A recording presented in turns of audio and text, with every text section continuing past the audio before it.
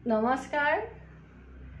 আজি বহুদিনৰ মূৰত আপোনালোকৰ কাৰণে দুটা সমস্যায়িত শব্দ লৈ আহিছোঁ। শব্দ দুটা হৈছে তোলা, তোলা। দন্ত্য ত হস্ৰকাৰ লত আকাৰে লা, তোলা।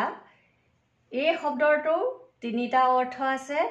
যেতিয়া বিশেষ্য পদ হিচাপে তোলা শব্দটোৰ ব্যৱহাৰ কৰোঁ তেতিয়া আমি বুজিম যে শিমলু গছৰ পুৰত গুটি পৰা যি আঁহ ওলায় সেই আঁহে হৈছে তোলা, আৰু সেই আঁহৰ পৰা আমি লেপ, তুলি, গাৰু আদি তৈয়াৰ কৰোঁ।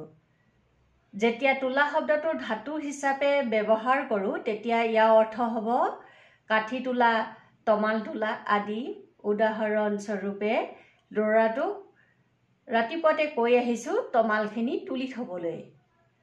আনহাতে জ্যোতিষ শাস্ত্ৰৰ সপ্তম ৰাশিটোৱে হৈছে তোলা।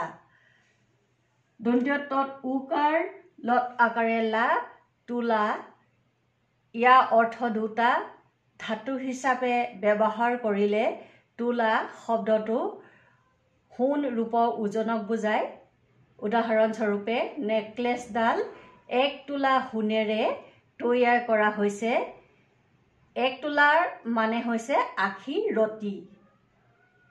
আনহাতে ক্ৰিয়া পদ হিচাপে ব্যৱহাৰ কৰিলে আনক তুলিবলৈ কোৱা, অনুৰোধ কৰা। কাপোৰখিনি কেতিয়াবা পৰাই মাটিত পৰি আছে, তুমি তুলি থোৱা। ধন্যবাদ।